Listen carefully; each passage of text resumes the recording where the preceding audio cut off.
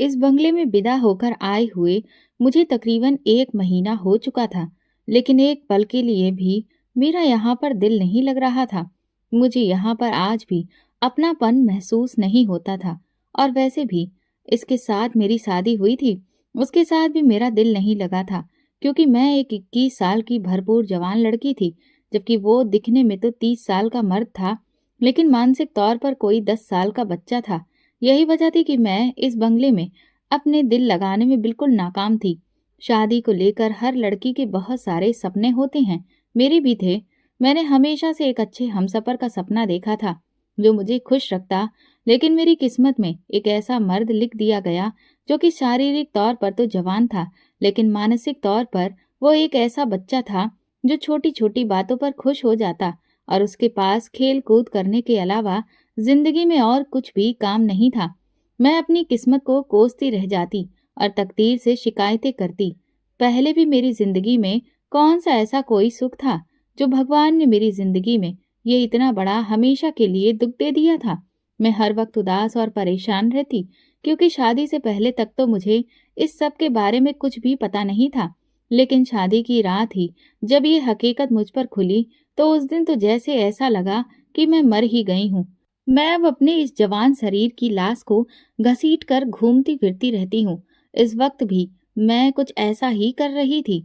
रात आधे से ज्यादा गुजर चुकी थी और मुझे नींद ही नहीं आ रही थी। मैं बड़ी बेचैन होकर अपने बिस्तर से निकलकर बाहर आने लगी। तभी मेरी नजर अपने बराबर में सोए हुए अपने पति पर पड़ी। वो दिखने में तो बहुत ही हैंडसम था और एक भरपूर जवान मर्द लगता था, लेकिन अफसोस कि वो तो एक बच्चा था, मानसिक तौर पर ही सही, क्योंकि उसे ऐसे देखकर कोई भी अंदाजा नहीं लगा सकता था। लेकिन हाँ, जब वो बोलता था तब उसकी हकीकत पता चल जाती थी।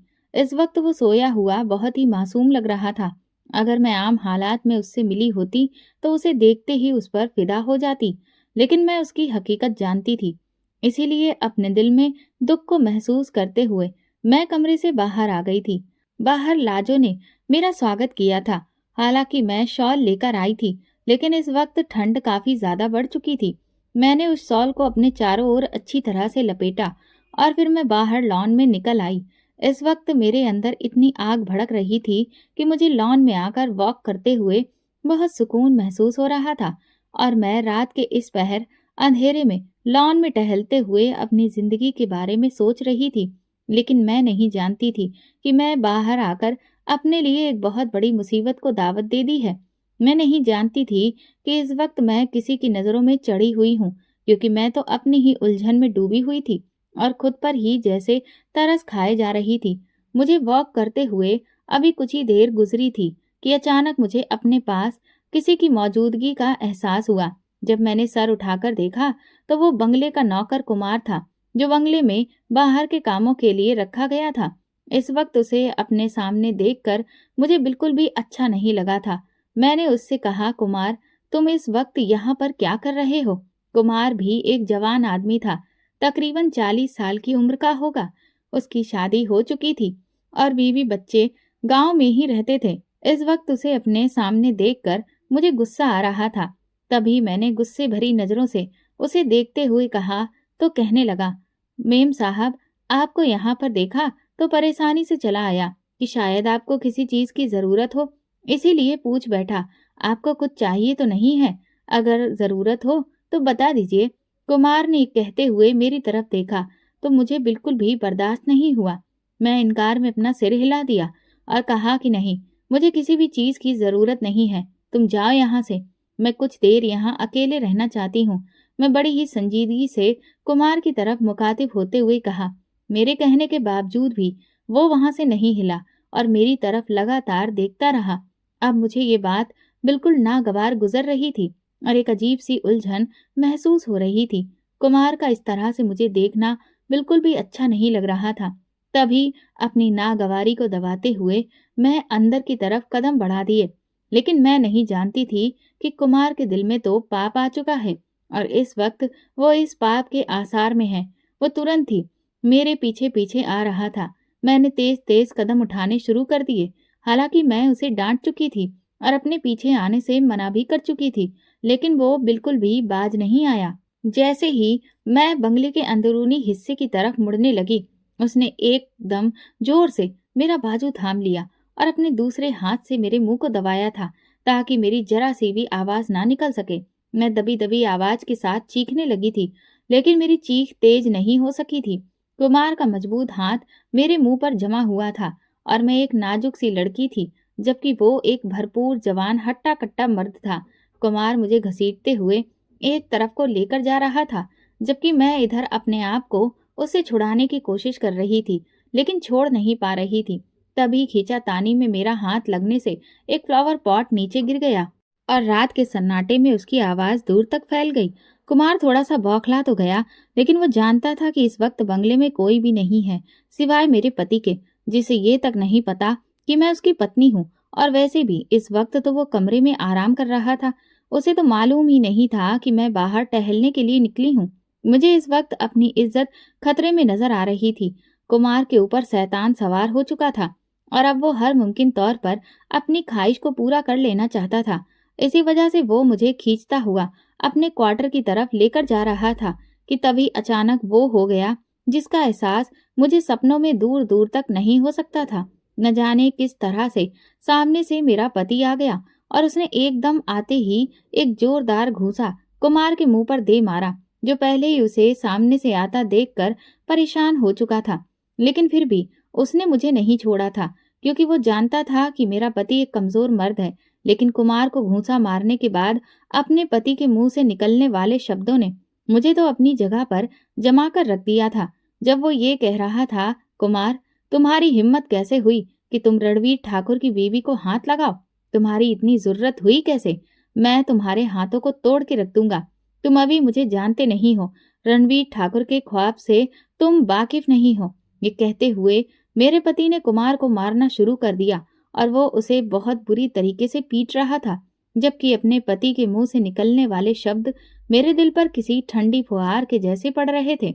और मैं हैरत से शॉक्ड भरे अंदाज में उसके चेहरे की तरफ देख रही थी, जिसके ऊपर नागवारी वाला गुस्सा था और उसका चेहरा बुरी तरह से गुस्से के मारे लाल हो रहा था। मैं जान गई थी कि मेरा पति इस वक्त एक कमजोर मर्द नहीं, बल्कि भरपूर जवान है, जो अपनी पत्नी की इज्जत की सुरक्षा करना अच्छे से जानता है। इस बात ने मेरे दिल के अंदर एक सुकून भर दिया था। मेरा नाम सलोनी है और मेरी उम्र इस वक्त 21 साल है। मैं छोटी सी उम्र में ही अनाथ हो गई थी। जब मैं तकरीबन 5 साल की थी तो मेरे माँ बाप वैष्णो देवी की यात्रा के दौरान वहां पर भगदड़ मचने की वजह से कुचल गए थे और वहीं पर उनका देहांत हो गया था और फिर वहीं पर उनका अंतिम संस्कार भी कर दिया गया। मैं इतनी छोटी थी कि मुझे इन सब बातों का अंदाजा नहीं हो सका कि मेरी जिंदगी में कितना बड़ा तूफान आ गया है। मेरे ताऊ ताई ने मुझे अपने पास रखा था। माँ बाप के वैष्णो देवी पर जाने की वजह से मैं पहले से ही उनके घर पर रुकी हुई थी और इसी वजह से वो लोग मेरी देखभाल कर रहे थे। लेकिन जब मेरे पिता का देहांत हो गया तो ये जिम्मेदारी अब उन्हें हमेशा के लिए लेनी पड़ गई थी और इस बात ने उनके अंदर एक नफरत और घृणा पैदा कर दी थी, क्योंकि ताई कुछ दिनों के लिए तो मेरी जिम्मेदारी उठा सकती थी, लेकिन हमेशा के लिए ये जिम्मेदारी लेने के लिए वो तैयार नहीं थी। मेरे ननिहाल में तो कोई भी नहीं बचा था सिवाय एक मौसी के, और वो भी दूसरे देश में रहती थी और उनके अपने भी 100 तरह के मामले थे। वो मुझे अपने साथ नहीं ले जा सकती थी और इसी वजह से मजबूरन ताऊ और ताई को ही मेरी जिम्मेदारी उठानी पड़ी। ताऊ के अपने भी बच्चे थे, 2 बेटे और 1 बेटी। वो तीनों ही मुझसे बड़े थे और जब मैं हमेशा के लिए यहाँ पर रहने लगी तो उन्हें इस बात का अंदाजा हो चुका था कि अब ये यहाँ से कहीं नहीं जाएगी, क्योंकि अब इसके माँ बाप तो इस दुनिया में है नहीं। और इसीलिए उन्होंने मुझ पर हुक्म चलाना शुरू कर दिया था। वो अपने हर छोटे मोटे काम के लिए मुझे ही बुलाते और मुझसे ही सारे काम करवाते, और अगर जरा सी भी मुझसे गलती हो जाती तो वो मुझे मारते पीटते, यहाँ तक कि मेरे बाल तक नोच डालते थे। मैं रोती हुई ताई जी के पास जाती तो ताई भी बड़े ही बेदर्द अंदाज में कहती, अरे वो तुम्हारे बड़े भाई बहन हैं, अगर तुमसे कुछ कह भी दिया तो चुपचाप बर्दाश्त कर लिया करो। लेकिन ना जाने क्यों तुम तो रोते हुए यहाँ पर मनुसियत फैलाने चली आती हो। खुद तो तुम्हारे माँ बाप मर गए हैं, लेकिन ये मुसीबत मेरी छाती पर छोड़ गए हैं। ताई के लहजे में इतनी नफरत और नागवारी होती थी कि मैं उनका चेहरा देखती ही रह जाती थी। मुझे तो यकीन ही नहीं आ रहा था कि ताई मुझसे इतनी नफरत करती हैं। ये वही ताई थी जो माँ-बाप की ज़िंदगी में मुझ पर अपनी जान निछावर होने को तैयार रहती थी। और आज अब हालात बदल गए थे। ताऊ जी का भी वही रवैया होता था। मैं जब उनके पास किसी ज़रूरत के लिए जाती तो वो बड़े ही रूखे अंदाज में मुझसे कहते, अभी मेरे पास पैसे नहीं हैं, मेरा हाथ बहुत तंग है, कुछ दिन इंतज़ार कर लो। और मैं चुपचाप उनका चेहरा देखती रह जाती। उन दोनों ने मुझे स्कूल में एडमिशन भी नहीं दिलाया था, ताकि मैं कहीं पढ़ लिख कर अपने अधिकारों के लिए आवाज़ ना उठाने लग जाऊं, क्योंकि मेरे माँ-बाप का एक बड़ा-सा मकान उनके ही कब्ज़े में था, जिसका किराया वो लोग वसूल करते थे। और उसमें से एक फूटी कौड़ी भी मुझे नहीं मिलती थी। मुझे तो अपने हक के लिए आवाज़ कैसे उठानी है, ये भी नहीं पता था। ताऊ-ताई का रवैया और उनके बच्चों की मार-पीट ने मुझे इतना ज़्यादा डरपोक बना दिया था कि मैं हर वक्त डरी सहमी सी रहती थी और चुपचाप अपने कामों में लगी रहती थी। छोटी सी उम्र में ही ताई ने मुझे घर के कामों में लगा दिया था। पूरे घर की साफ सफाई करना, बर्तन धोना, यहाँ तक कि सभी लोगों के कपड़े धोना और ताई के साथ किचन में मदद करवाना। मैं ये सारे ही काम करती थी। हालांकि ताई की अपनी बेटी थी, लेकिन ताई उससे कुछ भी नहीं कहती थी। वो सारा वक्त या तो पढ़ती रहती या फिर टीवी देखती रहती, और ताई फिर भी हर वक्त उस पर अपना प्यार लुटाती रहती थी।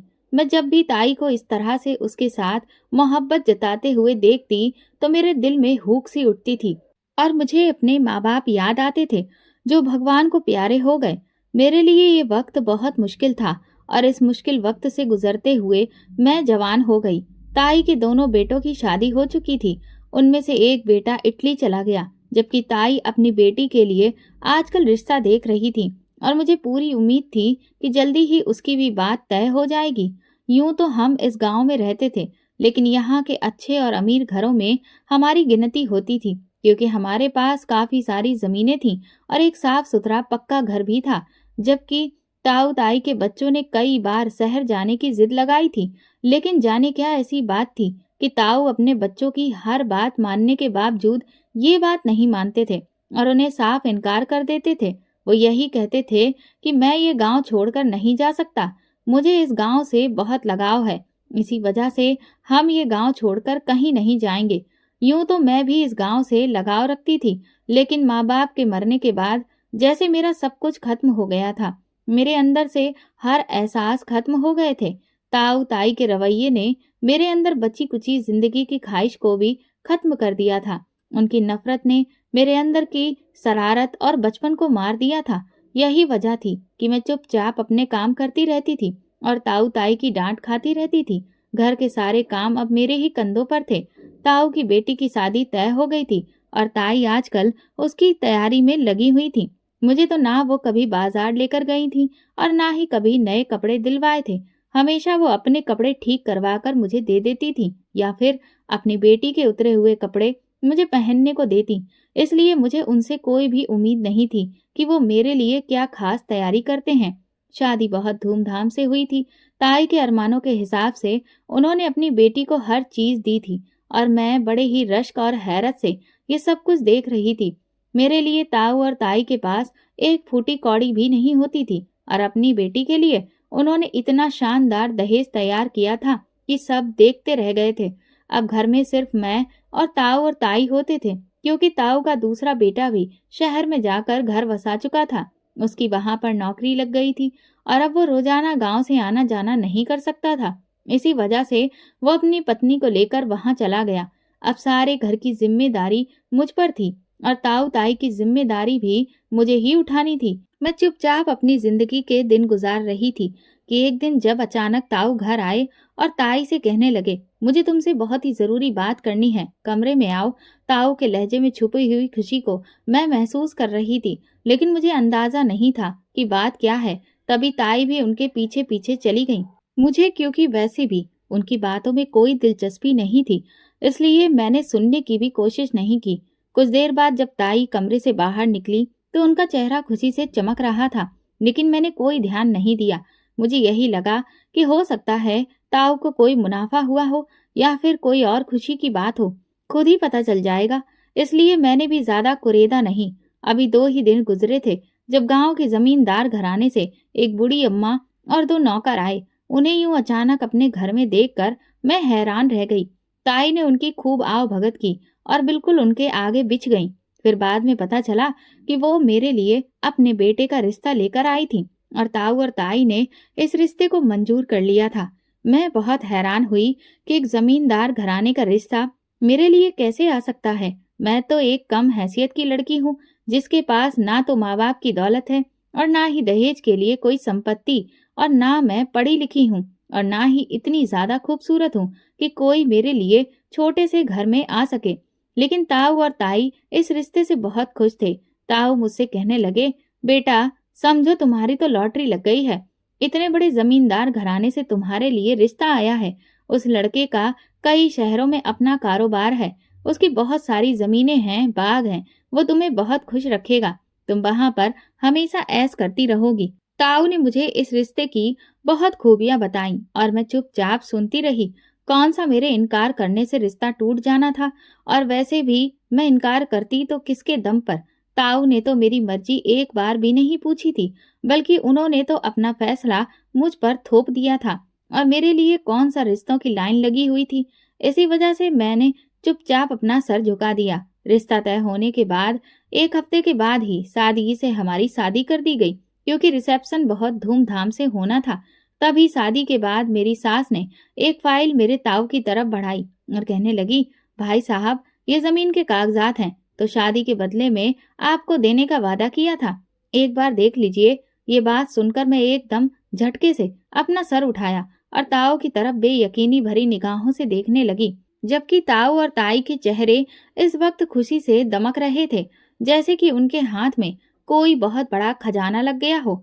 मुझे इस बात का यकीन नहीं आ रहा था कि ताऊ ने मेरा सौदा किया है, लेकिन उन्हें आखिर मेरा सौदा करने की क्या जरूरत पड़ गई थी।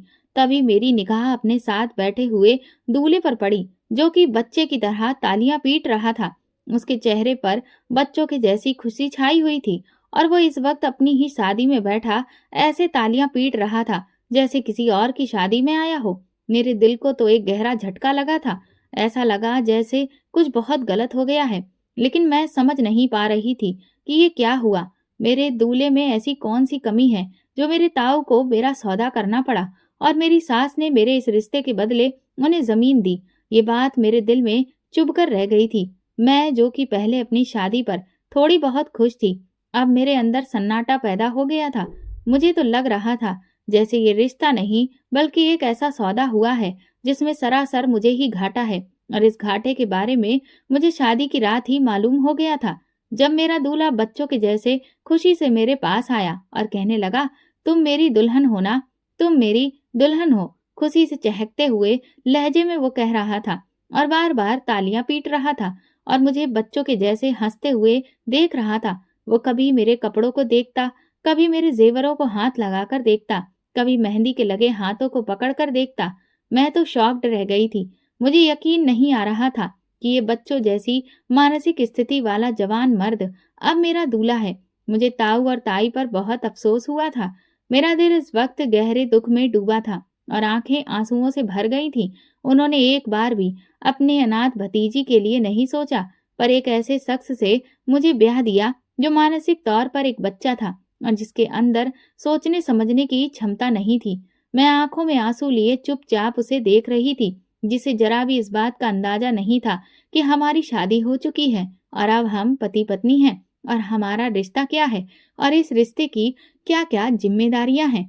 शादी की रात से लेकर आज के दिन तक मैं इसी तरह रोज मर रही थी और हर पल मुझे जो ख्याल आता कि ताऊ ने ये रिश्ता सिर्फ एक जमीन के लालच में तय कर दिया। अपनी अच्छी भली सेहतमंद भतीजी को उन्होंने कैसे एक ऐसे शख्स के पल्ले बांध दिया जिसे दुनियादारी की समझ ही नहीं थी। उन्होंने सिर्फ जमीन के टुकड़े के खातिर अपनी भतीजी का सौदा कर दिया और फिर उसके बारे में उन्होंने कभी भी पलटकर खबर तक नहीं ली और खुद मैं भी कभी दोबारा वहां पर नहीं गई।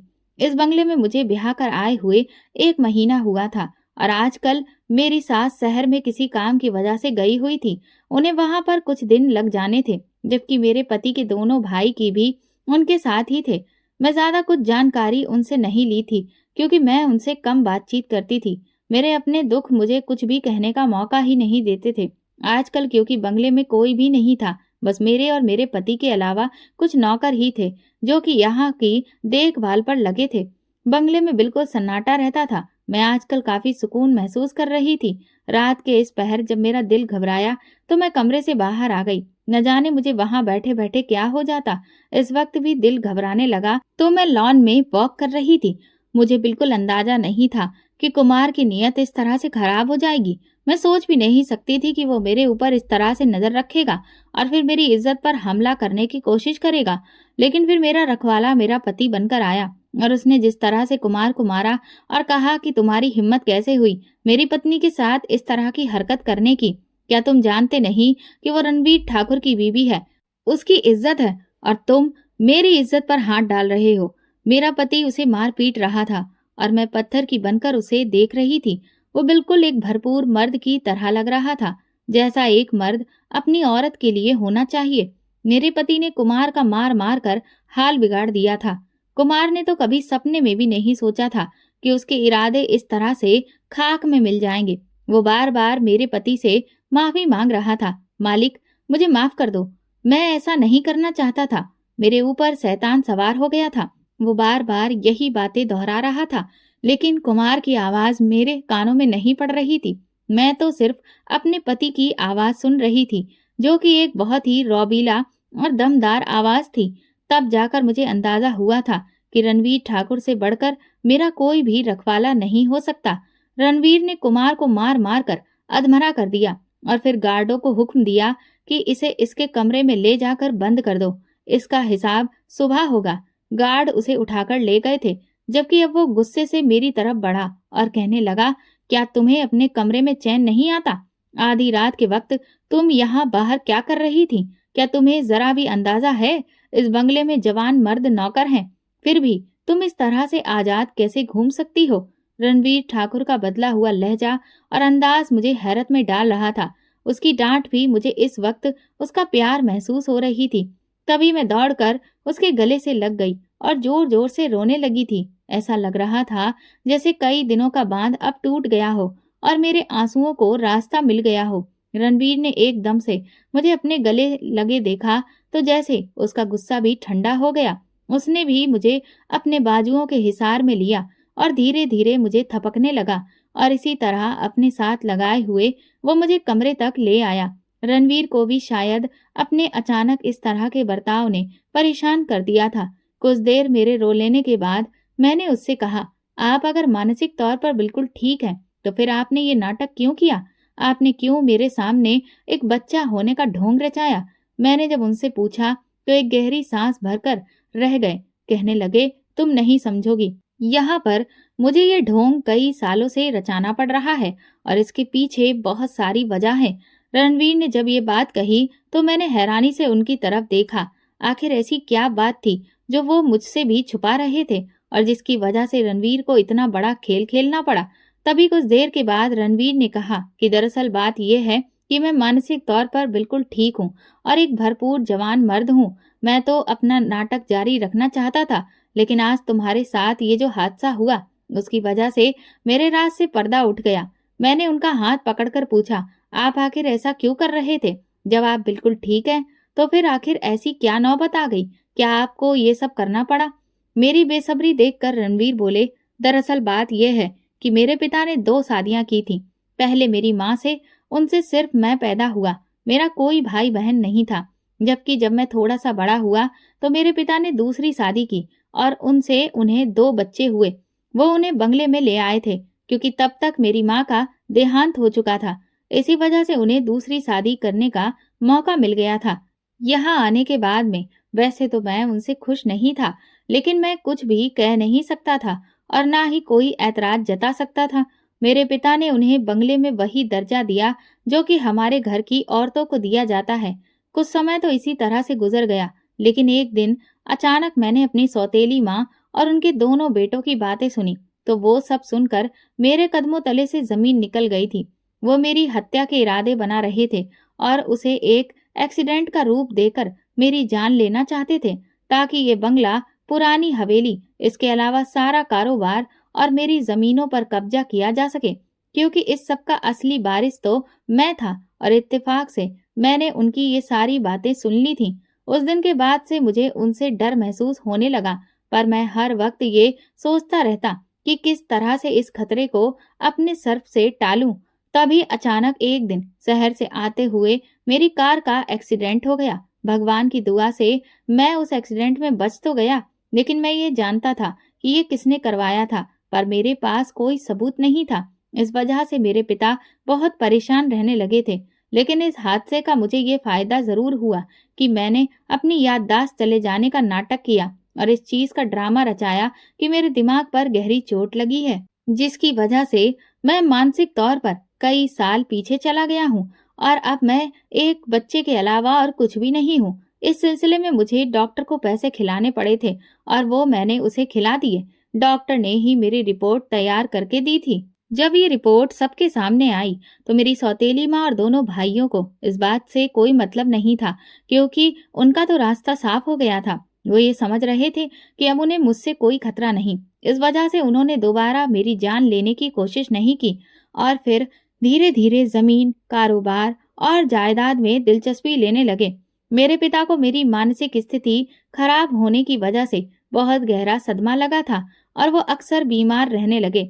लेकिन मैं अपने पिता को सच्चाई नहीं बता सकता था, क्योंकि मैं जानता था कि वो मेरी सौतेली माँ और अपने बेटों से बहुत प्यार करते हैं और मैं चाहता था कि किसी सबूत के साथ ही मैं उनके सामने सच बोलूं, ताकि उन्हें हकीकत के बारे में पता चल सके।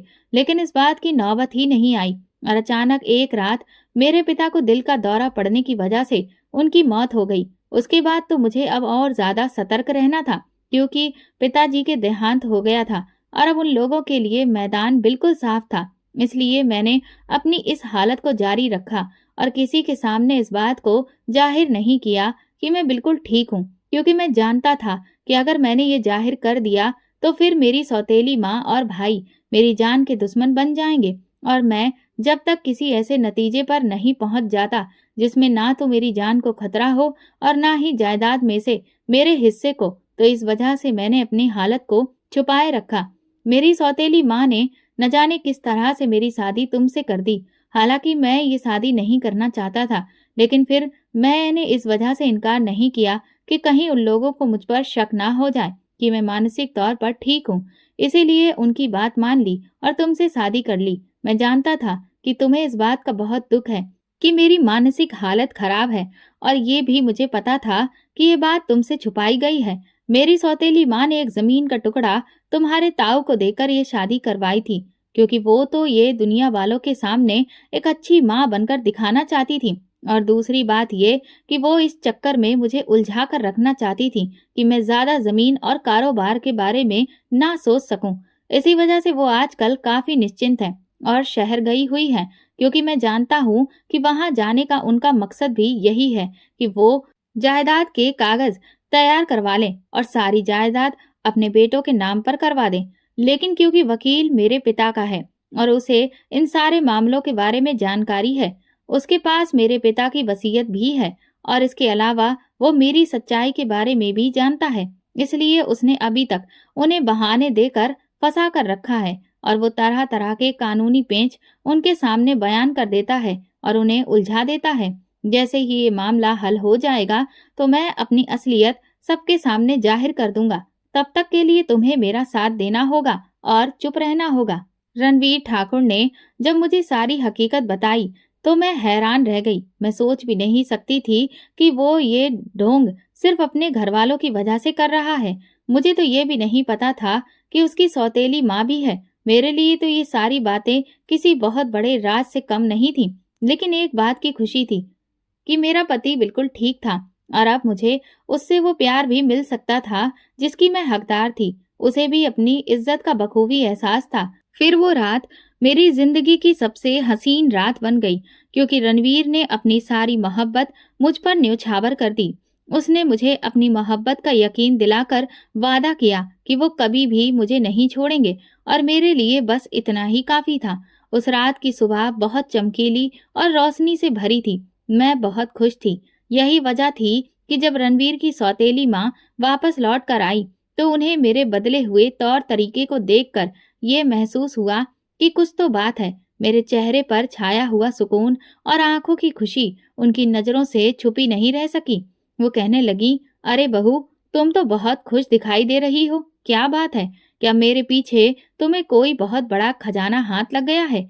मेरी सास ने जब मुझसे ऐसे कहा तो मैं एकदम से डर गई और कहा कि नहीं माँ जी, दरअसल यूं ही आज नहाकर अच्छे कपड़े पहने हैं, शायद इस वजह से आपको ज्यादा फ्रेश लग रही हूँ। मैंने जानबूझकर बात बदली, लेकिन मेरी सास की तेज निगाहें मेरे वजूद पर दौड़ रही थीं और ऐसा लग रहा था कि जैसे वो मेरे अंदर तक झांक लेना चाहती हैं। मैं उस दिन के बाद से काफी सतर्क हो गई थी, क्योंकि मैं अपनी सास को कोई भी मौका नहीं देना चाहती थी, क्योंकि रणवीर ने खास तौर पर मुझे ये समझाया था कि किसी भी तरह से उनके सामने सच्चाई नहीं आनी चाहिए कि मैं बिल्कुल ठीक हूँ। कुछ दिन इसी काम में गुजर गए। रणवीर आजकल बहुत व्यस्त थे और वो चोरी छुपे वकील से मिलते थे। जल्दी ही इस सिलसिले में हमें खुशखबरी भी मिलने वाली थी। इसके अलावा रणवीर ने मुझे कहा था कि मैंने तुम्हारे लिए एक और सरप्राइज रखा हुआ है और जब तुम्हें इस सरप्राइज का पता चलेगा तो तुम बहुत हैरान हो जाओगी, क्योंकि ये हमारी जिंदगी को खुशियों से भर देने के लिए बहुत जरूरी है। मुझे पूरा यकीन था कि रणवीर की मोहब्बत की तरह ये सरप्राइज भी मेरी जिंदगी बदल देगा। कुछ ही दिनों के बाद वकील के कागजात बंगले पर पहुंच चुके थे और रणवीर के पिता की वसीयत के मुताबिक जायदाद का हिस्सा रणवीर के नाम था और बाकी आधा हिस्सा उनके दोनों भाइयों के नाम पर था। इस बात ने बंगले में एक कोहराम सा मचा दिया था। रणवीर की सौतेली माँ किसी भी तौर पर इस वसीयत को मानने के लिए तैयार नहीं थी, लेकिन वकील ने अपनी तैयारी पूरी कर ली थी। उसने सारे सबूतों के साथ ये वसीयत पेश की थी। इस वजह से रणवीर की सौतेली माँ कुछ नहीं कर पाई। हालांकि उन्होंने वकील को बहुत बेइज्जत किया और उसके बाद उसने एक भारी रकम देने का लालच भी उसे दिया, लेकिन वकील बिल्कुल नहीं माना। उन्होंने यही कहा कि ये वसीयत नहीं बदलेगी और हम इसे किसी भी तौर पर तोड़ मरोड़ भी नहीं सकते, ना ही कानूनी तौर पर इसे चैलेंज किया जा सकता है। इस वजह से आपको जो मिल रहा है आप उसी में खुश रहें, बल्कि आपको तो इस बात का सुकून होना चाहिए कि आपके बेटों को भी इस वसीयत में हिस्सा मिला है। उन्हें इससे बेदखल नहीं किया गया। इस बात पर रणवीर की सौतेली माँ चुप हो गई थी। उन्हें जितना भी मिला था उस पर उन्होंने सब्र कर लिया था, जबकि रणवीर बेतहाशा खुश थे, क्योंकि अब उन्हें अपनी जान का कोई खतरा नहीं था। कानूनी तौर पर जायदाद उनके नाम पर हो चुकी थी और घर में जब ये पता चला कि रणवीर बिल्कुल ठीक है, उन्होंने ये नाटक सिर्फ अपने हिस्से की जायदाद को बचाने के लिए रचाया था, तो हर कोई हैरान और परेशान था। किसी को भी इस बात पर यकीन नहीं आ रहा था कि रणवीर मानसिक तौर पर बिल्कुल ठीक है। तभी मेरी सास भी सकपका गई, क्योंकि रणवीर ने उनके सामने उनकी पोल खोल दी थी और कहा कि सिर्फ और सिर्फ आपके घटिया प्लान की वजह से मैंने ये इरादा किया था।